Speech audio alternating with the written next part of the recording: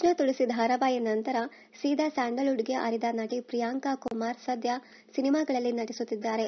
2018ರಲ್ಲಿ star ಸುವರ್ಣ ವಾಹಿನಿಯಲ್ಲಿ ಕೃಷ್ಣ ತುಳಸಿ ಪ್ರಸಾರ ಆಗಿತ್ತು. ಇಲ್ಲಿಂದ ಸಿನಿಮಾಗಳಲ್ಲಿ ಬ್ಯುಸಿಯಾಗಿದ್ದಾರೆ.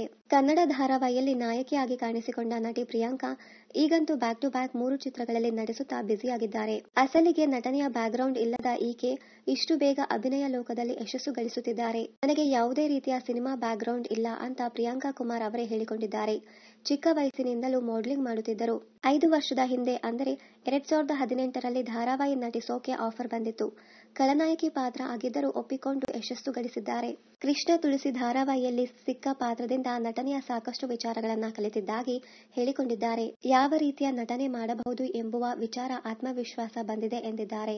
ಈಗ ಸಿನಿಮಾದಲ್ಲಿ ಸಿಕ್ಕಿರುವ 3 ವಿಭಿನ್ನ ಪಾತ್ರಗಳ ಬಗ್ಗೆ ಮಾಹಿತಿ ಹಂಚಿಕೊಂಡಿರುವ ನಟಿ ಪ್ರಿಯಾಂಕಾ ಕುಮಾರ್, ನನಗೆ 3 ಚಿತ್ರಗಳಲ್ಲಿಯೂ ಬಹಳ ವಿಭಿನ್ನ ಹಾಗೂ ಸ್ಪೆಷಲ್ ಪಾತ್ರ ಸಿಕ್ಕಿವೆ. ಒಂದಂತೂ ನನ್ನ ನಿಜ ಜೀವನದ ಸ್ವಭಾವಕ್ಕೆ ತದ್ವಿರುದ್ಧವಾಗಿದೆ.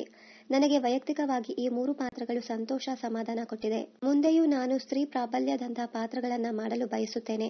ಅಂತಹ ಪಾತ್ರಗಳೇ ನನ್ನ ಅಂತಃಕರಣಕ್ಕೆ ಸಮಾಧಾನ ಕೊಡುವುದು ಎಂದಿದ್ದಾರೆ. ಅಂದಹಾಗೆ ಪ್ರಿಯಾಂಕಾ ಕುಮಾರ್ ಅದ್ದೂರಿ ಲವರ್ ಎಂಬ ಮಿಸ್ಟರಿ ಹಾಗೂ ಅಡ್ವೆಂಚರಸ್ ಸಿನಿಮಾದಲ್ಲಿ ಕಾಲೇಜ್ ಸ್ಟೂಡೆಂಟ್ ಆಗಿ ಕಾಣಿಸಿಕೊಳ್ಳಲಿದ್ದಾರೆ. ಇದರೊಂದಿಗೆ ದಿಲ್ದಾರ್ ಎಂಬ ರೊಮ್ಯಾಂಟಿಕ್ ಸಿನಿಮಾದಲ್ಲಿನ ಮಾತಿನ ಮಲ್ಲಿಯಂತಹ ಪಾತ್ರದಲ್ಲಿ ಪ್ರೇಕ್ಷಕರನ್ನ ರಂಜಿಸಲಿದ್ದಾರೆ. ಇವರ ಇನ್ನೊಂದು ಬಿಗ್ ಪ್ರಾಜೆಕ್ಟ್ ಸಿನಿಮಾದ ಬಗ್ಗೆ ಹೆಚ್ಚಿನ ಮಾಹಿತಿ ಬಿಟ್ಟುಕೊಟ್ಟಿಲ್ಲ.